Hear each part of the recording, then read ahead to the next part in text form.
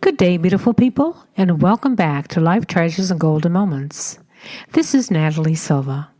Hope you're all doing well out there today. I was just looking over in my office at the calendar, and it is now the month of December 2nd to be exact.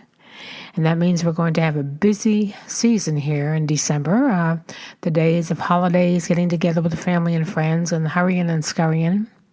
So today I'd like to share a story with you that was told to me so many years ago when I was in high school. I was lucky enough to have a very special teacher who not only taught the subject of civics, but shared many stories, giving us insight on life's lessons. This is one such story today. It's about a friend of my former teacher's, and his name was Jack. Jack was my former teacher's boyhood and lifelong friend.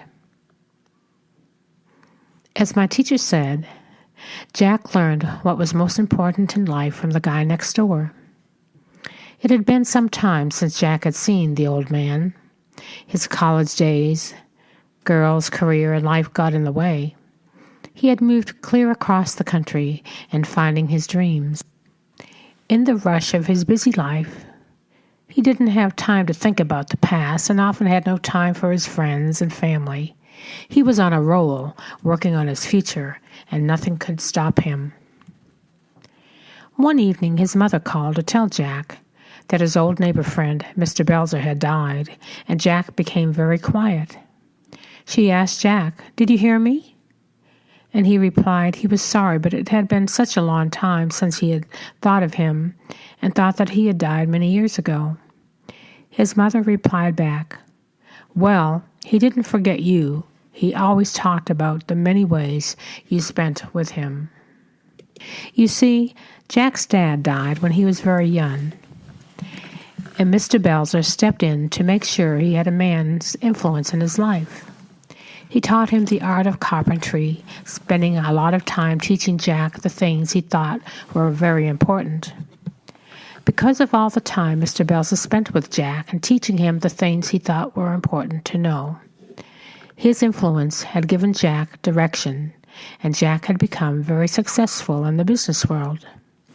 Jack flew home to attend Mr. Belzer's funeral, which was small and uneventful. He had no children of his own, and most of his relatives had passed away.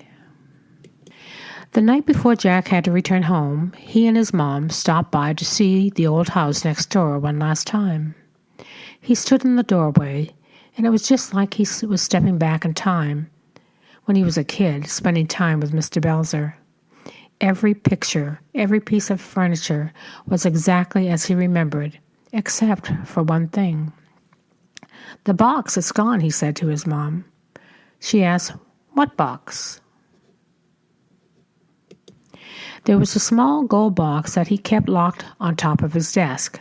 I must have asked him 1,000 times what was inside. He never would tell me, Jack said. All he would ever say was it was a thing that he valued most. It was gone. Everything else in the house was exactly as Jack remembered, except the box.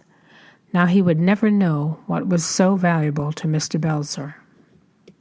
About 2 weeks later, after Jack had returned home and discovered a note in his mailbox from the post office telling him they needed a signature for a package they had tried to deliver, and to stop by the post office and to pick it up. He stopped in at the post office to pick up his package, and when the mail person handed it to him, the return address caught his attention. Mr. Harold Belzer, it read. He ripped open the box, and there inside was a gold box with an envelope which read, "Upon my death, please forward this box and its contents to Jack Bennett. It's the thing I valued most in my life." A small key was taped to the letter. Jack carefully unlocked the box. There inside he found a beautiful gold pocket watch, and inside the watch cover he found these words engraved, "Jack, thanks for your time. Harold Belzer." The thing valued most was Jack's time. So just like Harold Belzer, I want to say to you all today, Please take time for the ones around you, especially during this busy season. Reach out and be with them and share yourself and love them. Because we all get so wrapped up in this busy season that sometimes we forget that maybe the most important gift of all is to give of yourself and be there. Because that is precious time that we can share with one another. And once that time is gone, we can't go back. May we continue in our journey as people in this world to make it a better place by sharing our love and our friendship. And may all you have a beautiful holiday season. Try to relax and take some time for yourself and make other people happy by being around them too. Thank you for listening today. This is Natalie Silva. Until next time, take care and may God bless.